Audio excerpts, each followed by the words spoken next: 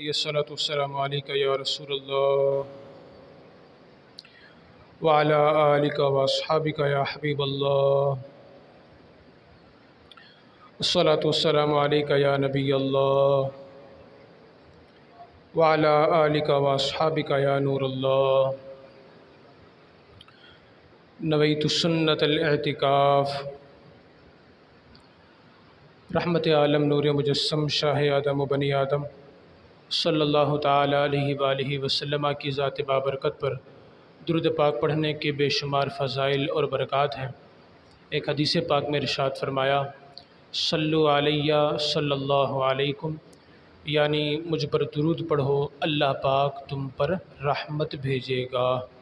شوق و محبت کے ساتھ باواز بلند درود پاک پڑھ لیجیے۔ اللہم صلی علی سیدنا و مولانا محمد معدن الجود والکرم وعلی آلہ وصحبہ وبارک وسلم، صلاۃ و سلام علیک یا سیدی یا رسول اللہ وعلی آلک و اصحابک یا نور اللہ۔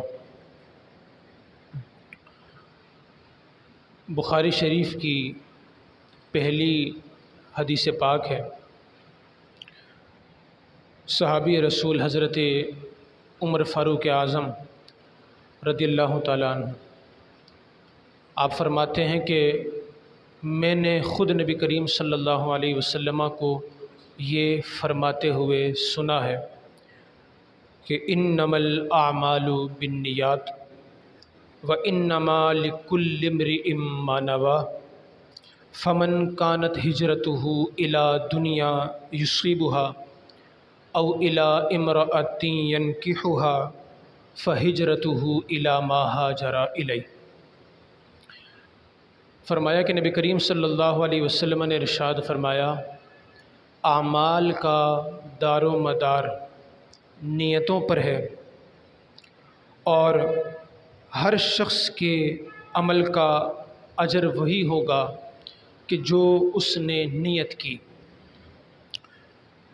جس شخص کی ہجرت دنیا کی طرف ہو تاکہ وہ دنیا کو حاصل کرے، یا جو شخص کسی عورت کی طرف ہجرت کرے تاکہ اس سے نکاح کرے، تو اس کی ہجرت اسی کی طرف شمار ہوگی جس کی طرف اس نے ہجرت کی ہے۔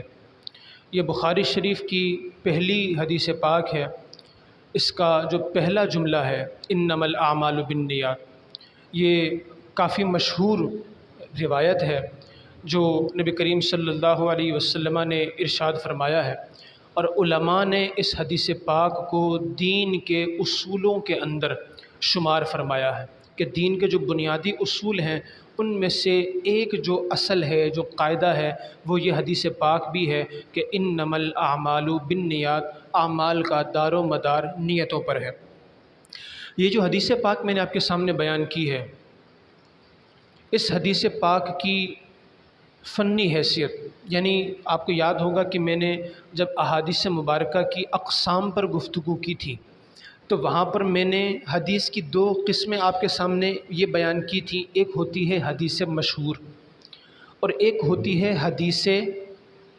حدیث جسے کہتے ہیں خبر واحد، اور اسی خبر واحد حدیث کا دوسرا نام حدیث غریب بھی ہے۔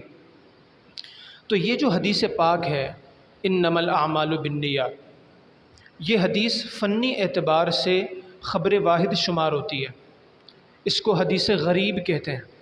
اس کی وجہ یہ ہے کہ حدیث غریب یا خبر واحد وہ حدیث ہوتی ہے کہ جس کے ہر طبقے میں، ہر دور میں یا کسی دور میں راوی ایک رہے، صرف ایک۔ اب یہ جو حدیث پاک ہے یہ نبی کریم صلی اللہ علیہ وسلم سے روایت کرنے والے صرف سیدنا فاروق اعظم، اور کسی بھی صحابی نے نبی کریم صلی اللہ علیہ وسلم سے اس حدیث کو آگے بیان نہیں کیا کہ میں نے حضور کو یہ فرماتے ہوئے سنا۔ تو انما الاعمال بالنیات، یہ حدیث پاک، اس کا وسیلہ کون ہے ہم تک پہنچنے کا؟ وہ جناب سیدنا فاروق اعظم رضی اللہ تعالیٰ عنہ، اور اس کے بعد فاروق اعظم رضی اللہ تعالیٰ عنہ سے جنہوں نے اس حدیث کو آگے سنا ہے ان کا نام ہے علقمہ بن وقاص، اور علقمہ بن وقاص بھی اکیلے ہیں یہ حدیث سننے والے سیدنا فاروق اعظم سے۔ تو حدیث خبر واحد یا حدیث غریب وہ حدیث ہوتی ہے جس کے ہر دور میں یا کسی دور میں راوی کی تعداد ایک ہو۔ تو یہاں پر آپ دیکھیں کہ فاروق اعظم بھی اکیلے ہیں، اس کے بعد انہوں نے جن کو بیان کیا وہ بھی اکیلے ہیں۔ آگے چل کر کچھ مرحلوں کے بعد یہ حدیث بہت زیادہ روایت کی گئی، تو اپنے شروع کے ادوار کے اعتبار سے اس حدیث کو خبر واحد یا حدیث غریب کہیں گے، اور بعد کے ادوار کے اعتبار سے کہ جب یہ بہت زیادہ لوگوں نے اس کو روایت کرنا شروع کیا محدثین نے، تو ان کے اعتبار سے اس کو حدیث مشہور کہا جائے گا، کیونکہ حدیث مشہور وہ ہوتی ہے کہ جس کے ہر طبقے میں کم سے کم دو راوی ہوں، دو راوی سے زیادہ ہوں۔ اور آگے چل کر یہ حدیث چونکہ کئی محدثین نے بیان کی، روایت کی، بے شمار احادیث کی کتب کے اندر یہ حدیث پاک موجود ہے، تو اس وجہ سے پہلے کے طبقے کے اعتبار سے یہ حدیث خبر واحد کہلائے گی، اور بعد کے اعتبار سے اس حدیث کو حدیث مشہور کہا جائے گا۔ نبی کریم صلی اللہ تعالیٰ علیہ وآلہ وسلم کا یہ جو فرمان ہے، یہ حدیث جو آپ نے پوری بیان فرمائی، جس طرح قرآن مجید فرقان حمید کی آیات کے پیچھے بھی بعض اوقات سبب ہوتے ہیں کہ کوئی واقعہ ایسا ہوتا ہے، کوئی حاجت ایسی پیش آتی ہے، اللہ کریم قرآن کی آیت نازل فرماتا ہے۔ تو یہ جو بھی روایت میں نے آپ کے سامنے بیان کی ہے، اس کا بھی ایک پس منظر ہے، اور وہ یہ ہے کہ ایک شخص تھا جس نے مکے کے اندر ایک عورت کو نکاح کا پیغام بھیجا کہ میں شادی کرنا چاہتا ہوں، اور وہ عورت ہجرت کر کے مکے سے مدینے کی طرف چلی گئی۔ تو اب یہ شخص اس سے شادی کرنے کے لیے، صرف شادی کرنے کے لیے اس نے بھی مکے سے مدینہ کی طرف ہجرت کر لی۔ تو جب یہ بات نبی کریم صلی اللہ علیہ وسلم کو پتہ چلی، تو آپ نے پھر یہ ارشاد فرمایا کہ اعمال کا دار و مدار نیتوں پر ہے، اور جو شخص جو نیت کرتا ہے اس کو اسی کے مطابق اس کا اجر دیا جاتا ہے۔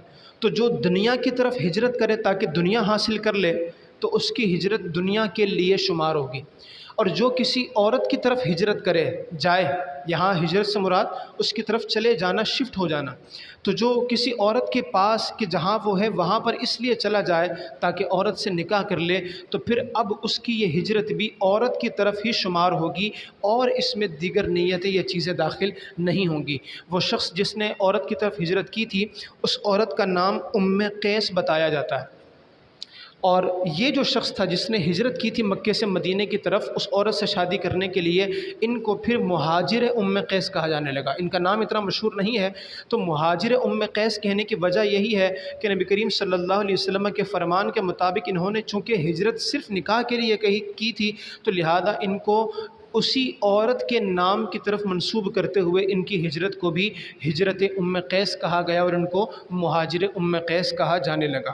اب یہ جو حدیث پاک ہے کہ اعمال کا دار و مدار نیتوں پر ہے، اس سے مراد کیا ہے؟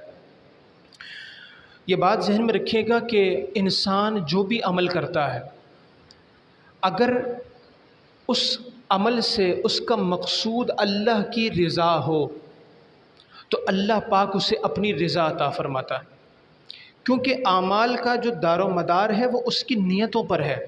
اب ایک شخص نے کوئی بھی عمل، مثال کے طور پر نماز اس لیے پڑھی کہ اللہ مجھ سے خوش ہو جائے، اللہ مجھ سے راضی ہو جائے، تو اب اس کو اللہ تبارک و تعالیٰ اپنی رضا عطا فرمائے گا، اور اس کو اس کے عمل کی جزا اس کی نیت کے اعتبار سے ملے گی۔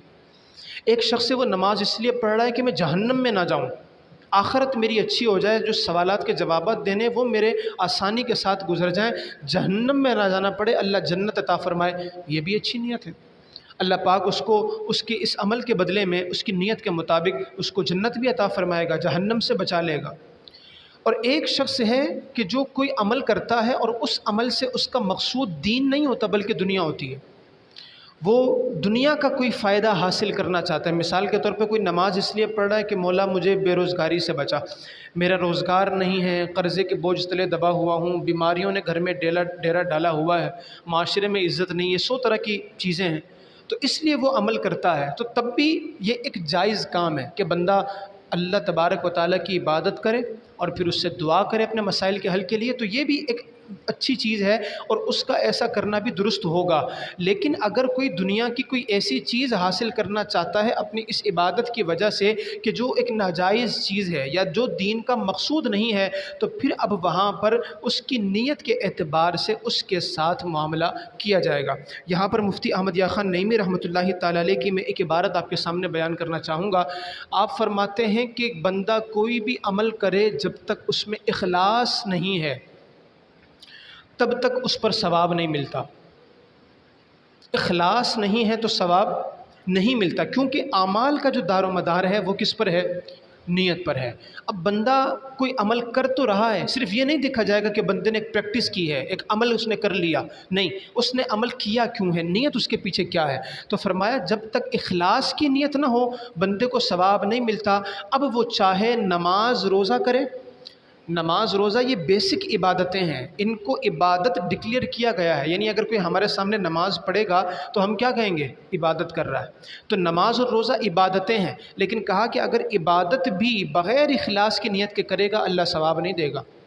عبادت تو ادا ہو جائے گی، فرض بھی ادا ہو جائے گا، روزہ رکھا روزہ بھی ہو جائے گا، لیکن چونکہ اخلاص نہیں ہے، رب مقصود نہیں ہے، رب کی رضا مقصود نہیں ہے، تو عبادت تو ادا ہو جائے گی مگر ثواب نہیں ملے گا۔ اسی طرح ہم جو وضو کرتے ہیں، اب وضو یہ بیسیکلی کوئی عبادت نہیں ہے، یعنی بندہ دن رات وضو پہ وضو کرتا رہے، نہ تلاوت کرے، نہ نماز پڑھے، نہ کوئی اور کام کرے، تو خالی وضو کوئی عبادت نہیں ہے۔ لیکن ہاں، جب بندہ وضو اس لیے کرتا ہے کہ یار میں اس سے تلاوت کر سکوں گا، میں نماز پڑھ سکوں گا، میں کوئی اور ذکر و اذکار کر سکوں گا، تو اب وہاں اللہ تبارک و تعالیٰ اس اچھی نیت کی وجہ سے اس عمل کو بھی عبادت کا درجہ دے دیتا ہے۔ تو وہ عبادت جو ڈائریکٹلی عبادت ہے، اور وہ چیزیں، وہ اعمال جو ڈائریکٹلی عبادت تو نہیں ہے مگر انڈائریکٹلی عبادتیں بن جاتی ہیں اچھی نیتوں کی وجہ سے، تو جب تک اخلاص نہیں ہوگا اللہ تبارک و تعالیٰ ثواب عطا نہیں فرمائے گا۔ ہمارے بزرگان دین رحمۃ اللہ تعالی علیہ، نماز تو نماز ہے، روزہ تو روزہ ہے، بہت سے زندگی کے عام کام کہ جو اگر ہم جب کرتے ہیں تو عموماً ہمارے ذہن میں کوئی اچھی نیت یا کوئی پرپز نہیں ہوتا کہ میں دین کے لیے اس کام کو کرنا چاہوں۔ مثال کے طور پر بہت سے لوگ ہوں گے جو صبح صبح چہل قدمی کرتے ہوں گے، شام کو چہل قدمی کرتے ہوں گے، ایکسرسائز کرتے ہوں گے۔ اب ایکسرسائز میں ایک دنیاوی فائدہ یہ ہوتا ہے کہ بندہ فٹ رہتا ہے، اس کو سمجھ لیں کہ جسم میں طاقت رہتی ہے، اور مختلف زندگی کے جو معاملات ہیں، دنیا کی چیزیں، ان میں اس کو آسانی رہتی ہے کام کرنے میں، بیماریوں سے بچتا ہے۔ لیکن ایک نیت یہ بھی تو ہو سکتی ہے نا کہ یار میں اس لیے اپنے آپ کو فٹ رکھتا ہوں تاکہ نماز پڑھنے میں دل لگے، نماز لمبی نمازیں پڑھتے ہوئے نا میرا جسم دکھ نہ رہا ہو، مسجد کی طرف چل کے جانے میں طبیعت میں اکتاہٹ پیدا نہ ہو رہی ہو، بلکہ جیسے ہی نماز کا وقت ہو میں جمپ مار کے کھڑا ہوں اور دوڑ کر مسجد کی طرف جاؤں کہ رب کی طرف سے بلاوا آیا ہوا ہے اور میں اس کی عبادت کرنے کے لیے مسجد کی طرف جاتا ہوں۔ ایک بزرگ رحمۃ اللہ تعالی علیہ جن کا نام تھا یحییٰ بن یحییٰ نیشاپوری، ان کی بیوی نے ایک مرتبہ ان کو دوا دی، بیمار تھے، تو دوا انہوں نے پی لی، تو دوا پینے کے بعد ان کی زوجہ ان سے کہنے لگی کہ اگر آپ دوا پینے کے بعد گھر میں تھوڑی چہل قدمی کر لیں تو اچھا ہو جائے گا، دوا جسم کو لگے گی اور آپ ذرا جلدی صحت یاب ہو جائیں گے۔ تو آپ نے فرمایا کہ یہ چہل قدمی کرنے کے لیے مجھے کوئی اچھی نیت سمجھ میں نہیں آ رہی، یعنی غور کرنے لگے کہ یار ایک خواہ کا چلنا کیوں چلنا ہو، بندے کا جو دنیا میں آنے کا مقصد ہے وہ کیا ہے؟ اللہ کو راضی کرنا، رب کی عبادت کرنا، تو مجھے چہل قدمی کرنے کے لیے فی الحال کوئی نیت سمجھ میں نہیں آ رہی، لہذا میں چہل قدمی نہیں کرتا، اور میں تو 30 سال سے اپنا محاسبہ کر رہا ہوں۔ سیلف اکاؤنٹیبلٹی ان بزرگ کی اتنی زبردست تھی کہ وہ جو بھی کام کرتے تھے تو اس کے لیے قدم اٹھانے سے پہلے سوچ لیا کرتے تھے کہ میرے اس کام کا مقصد کیا ہے اور میں یہ کام کر کیوں رہا ہوں۔ اسی طرح ایک بزرگ تھے، انہوں نے اپنی زوجہ سے کہا کہ مجھے کنگھی لا کر دو، بالوں میں کنگھی کرنی ہے، تو زوجہ نے کنگھی لا رہی تھی تو پوچھا شیشہ بھی لے آؤں؟ کہ عام طور پر جب آپ کو کنگھی کرنی ہے تو آپ کو شیشے کی بھی حاجت پڑتی ہے، آپ شیشے میں دیکھ کے اپنے آپ کو سنوارتے ہیں۔ تو وہ بزرگ تھوڑی دیر کے لیے رک گئے، اور تھوڑی دیر رکنے کے بعد کہا کہ ہاں لے آؤ۔ تو زوجہ نے کہا کہ آپ نے فٹافٹ جواب کیوں نہیں دیا، اتنی دیر کیوں لگائی جواب دینے میں نے پوچھا کہ شیشہ بھی لے آؤں تو کہہ دیتے کہ ہاں لے آؤ۔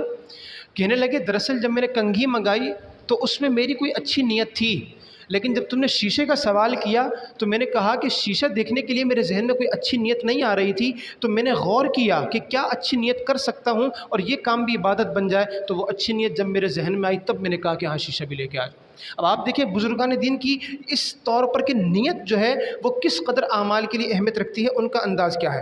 اسی طرح ایک بزرگ ہیں، ان سے کسی نے کہا کہ آپ فلاں کے جنازے میں شرکت کے لیے تشریف نہیں لے گئے؟ تو انہوں نے کہا مجھے کوئی وجہ سمجھ میں نہیں آئی، میں کیوں جا رہا ہوں؟ بعض لوگ جب کسی کا انتقال ہوتا ہے نا تو کہتے ہیں بڑا افسوس ہوا، کوئی افسوس نہیں ہوا ہوتا۔ اچھا کسی کے ہاں سنا کہ بھائی اس کی شادی ہو گئی یا اس کے گھر میں ولادت ہوئی ہے، بڑی خوشی ہوئی، نہیں ہوتی۔ تو بات یہ ہے کہ جو قلبی جذبات ہوں آپ کی زبان آپ کے دل کے ساتھ ہونی چاہیے۔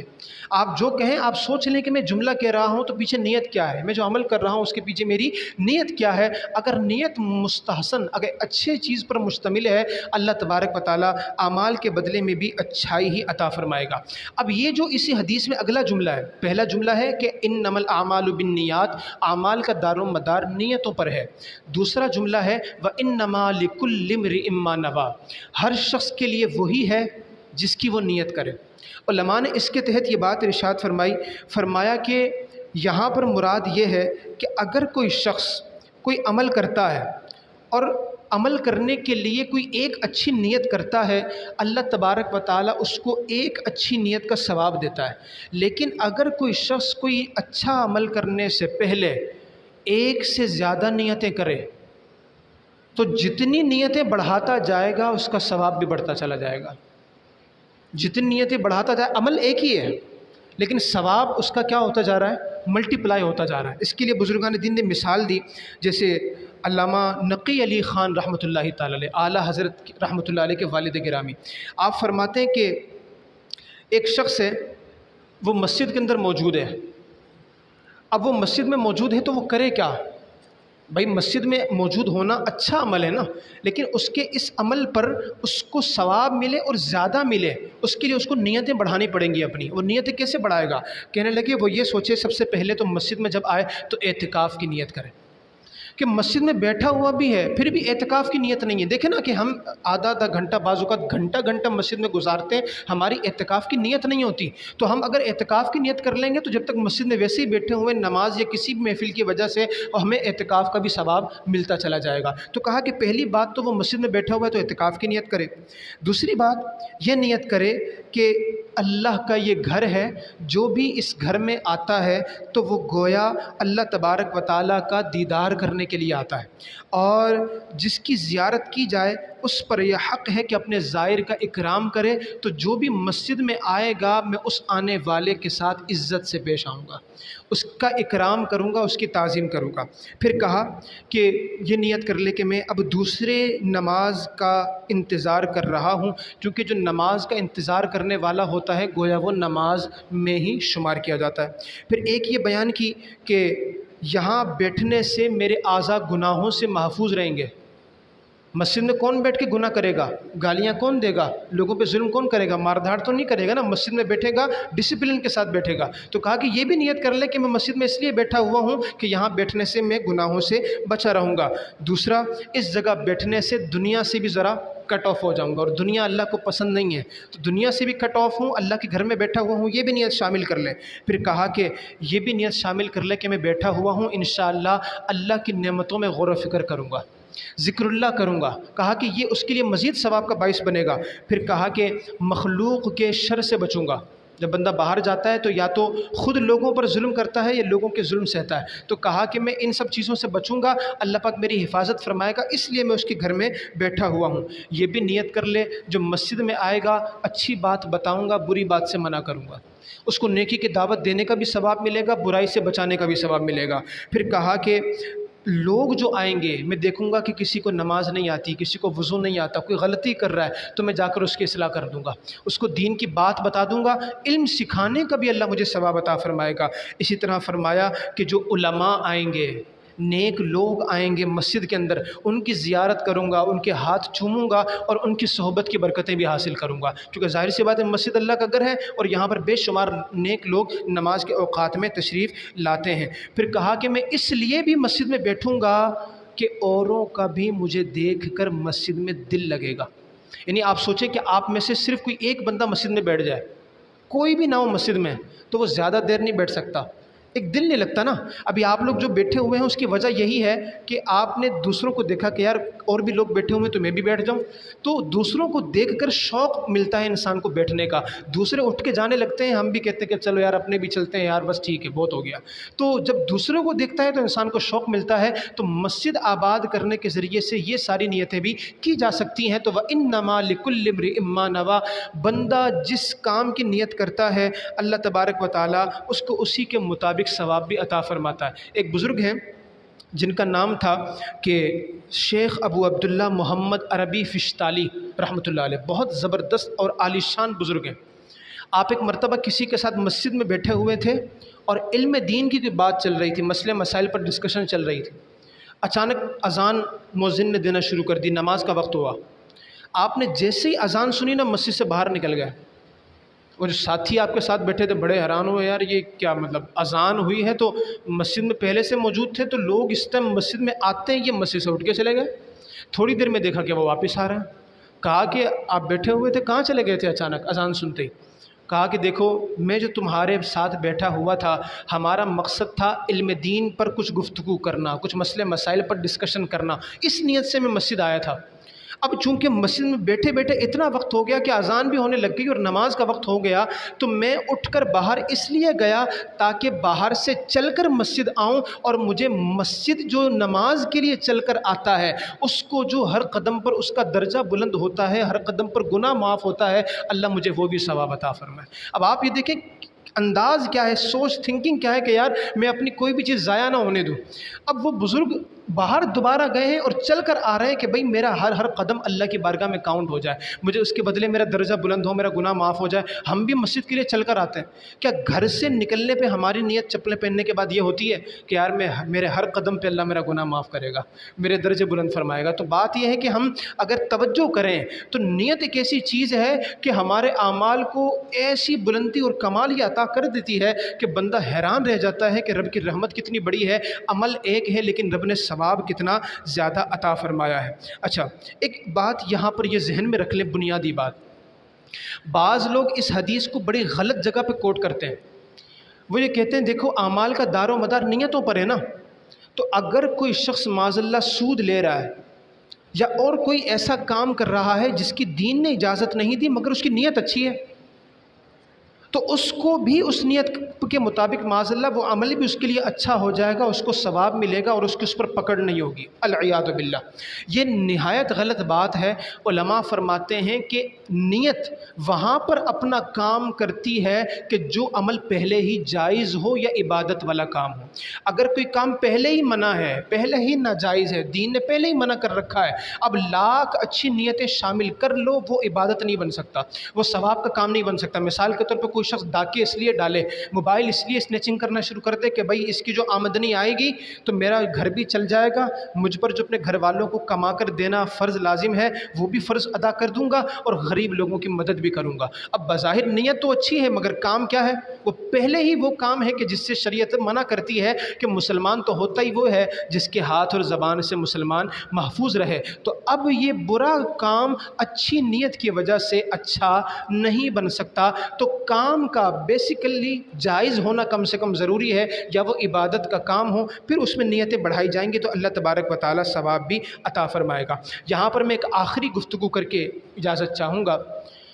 علامہ اسماعیل حقی رحمۃ اللہ تعالیٰ علیہ، جن کی تفسیر روح البیان بڑی مشہور ہے، صوفی تفسیر کہلاتی ہے، بڑی عالی شان تفسیر، آپ فرماتے ہیں کہ نیتیں کرنے والے افراد 4 طرح کے ہوتے ہیں۔ کتنے طرح کے؟ 4 طرح کے۔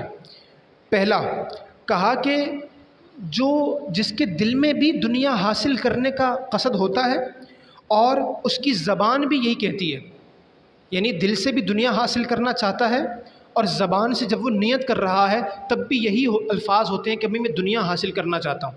ایک شخص تو یہ ہے۔ کہا دوسرا شخص وہ ہے کہ جس کے دل میں دنیا حاصل کرنے کی نیت ہوتی ہے لیکن زبان سے وہ یہ ظاہر کرتا ہے کہ میں دین حاصل کرنا چاہتا ہوں۔ سمجھ رہے ہیں؟ دل میں کیا ہے؟ دنیا چاہیے، اور زبان پہ کیا ہے؟ دین چاہیے۔ فرمایا تیسرا شخص وہ ہے جس کے دل میں اور زبان میں یہ نیت ہوتی ہے کہ اللہ مجھے آخرت میں کامیاب کرے، جہنم سے بچا لے اور جنت میں مجھے داخلہ عطا کر دے۔ اور چوتھا شخص وہ ہوتا ہے جس کے دل میں اور زبان میں یہ نیت ہوتی ہے کہ میں یہ کام اس لیے کر رہا ہوں کہ رب مجھ سے راضی ہو جائے، اور میری کوئی نیت نہیں ہے۔ کہا یہ جو پہلا شخص ہے جس کے دل میں بھی دنیا ہے، زبان پر بھی دنیا ہے، اس کا حال کافر جیسا ہے کہ کافر کا جو مطمع نظر ہوتا ہے نا، اس کی ساری ایفرٹس کا جو حاصل ہوتا ہے وہ دنیا ہی ہوتی ہے، تو اس کے دل میں بھی دنیا، زبان پر بھی دنیا، ایسے شخص کا انداز کافروں والا ہے۔ اور وہ شخص جس کے دل میں دنیا ہے، زبان پر دین ہے، کہا کہ ایسا شخص منافق ہے، کہ دل میں کچھ چاہتا ہے، زبان پہ کوئی اور معاملہ رکھتا ہے۔ اور کہا وہ جو شخص ہے جو اپنے دل اور زبان دونوں سے آخرت کی کامیابی چاہتا ہے، کہا یہ اچھا ہے، اچھا شخص ہے۔ لیکن وہ شخص جس کے دل میں بھی اور زبان میں بھی یہ نیت ہے کہ اللہ تبارک و تعالیٰ کی رضا حاصل ہو جائے، اللہ مجھے میری پریشانیاں دور کرے نہ کرے، بیماری دور کرے نہ کرے، عزت دے دنیا میں یا نہ دے، مجھے اپنی عبادت کا بدلہ دنیا کی کوئی چیز یا دین کی بھی اور کوئی چیز لائک جنت جہنم کچھ بھی ایسا میرا مقصود نہیں ہے، میرا مقصود صرف رب کی رضا ہے، کہ میں رب کو کی عبادت کر اس لیے رہا ہوں کہ میرا رب جب دیکھے گا میرا بندہ میری عبادت کر رہا ہے جس کو میں نے اسی کے لیے پیدا کیا تھا، وہ خوش ہوگا، وہ راضی ہوگا۔ تو کہا اس کا کوئی اور مقصد نہیں ہوتا۔ فرمایا ایسا شخص، یہ جو حال ہے یہ اللہ کے مقرب بندوں کا ہے، اللہ کے قریبی بندوں کا ہے، ان لوگوں کا ہے جو خدا کے منظور نظر ہیں۔ اللہ تبارک و تعالیٰ ان کے اتنا قریب ہو گیا کہ اب ان کا اٹھانا، ان کا رکھنا، ان کا دیکھنا، ان کا آنا جانا، اس سب میں خدا کی طاقت شامل حال ہو گئی، اور ان کے عام چیزوں کو دیکھ کر بھی بندہ کہتا ہے کہ یہ عام افراد جیسے نہیں ہے۔ تو ہمیں یہ چاہیے کہ ہماری عبادتوں سے جو مقصد ہے ہمارا وہ دین ہونا چاہیے، کم سے کم آخرت ہو، اللہ تبارک و تعالیٰ سے ثواب حاصل کرنے کی نیت ہو، اور سب سے بہترین تو یہی ہے کہ بندہ رب کو حاصل کرنا چاہے، رب کی رضا اس کو مقصود ہو۔ ایک بزرگ کے خواب میں اللہ تبارک و تعالیٰ کی انہوں نے زیارت کی، اللہ نے ارشاد فرمایا ساری دنیا مجھ سے مانگتی ہے مگر بایزید کو دیکھو وہ مجھے مانگتا ہے۔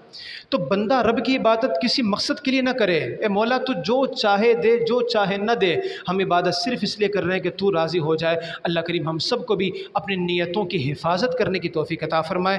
وآخر دعوانا ان الحمد للہ رب العالمین۔